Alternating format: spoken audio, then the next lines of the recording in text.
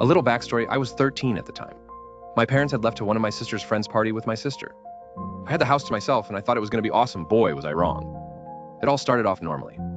I got on my PC in the living room and booted up Counter-Strike and went off. During the first hour, nothing happened. I had played 1 or 2 competitive games. I had got up to make myself a sandwich as I queued for another game. While walking to the kitchen, something out the window caught my eye. I walked past the window, then realized what I had seen. I walked back around, keeping my eyes fixed on the window. I was on the second story of the house, and I had a view of the street on a high level. I saw my friend David running as fast as he possibly could, which isn't really fast.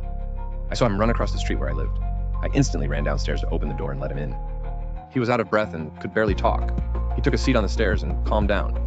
I grabbed his shoulders and rapidly shaking him, I asked, "What's wrong?" He stopped me and said, "Shh." He looked out the smaller window next to the main door. We saw a white, fat, neck-bearded guy. He was across the street and was looking around like he was searching for someone. He looked me in the eye. I was being a dumbass and tried to pull a prank on someone with my friend. He ran into his house and locked me out. "So you came here?" I asked. "Your house is literally like a few streets away." "My aunt is visiting," he said. "Oh, then it's okay," I said. We ran upstairs and he made a blockade to block the door. "TF are you doing?" I asked. "What if he finds out I'm here?" David replied. "Okay, but what about my parents?" I asked. "Just call them if we hear the bottom door open," David said. So I decided to let him be. I got back to my computer and started to re-queue into a match. Another hour passed and I checked the time. It was getting late. I casually walked over to the kitchen to check on David and I saw him staring into the street. As I was about to tap his shoulder, he ducked his head down and looked over. He told me in a scrawny whisper, "He knows I'm here." I told him to take his bullshit somewhere else and kicked him out through the back door. There was a quiet silence and I heard the bottom door open. At this point, I thought to call my mom and check if she's home. I called my mom on my home phone and it started ringing. She picks up. I told her if she's home. No answer, just heavy breathing. I hung up and checked the number to make sure it was my mom. It was.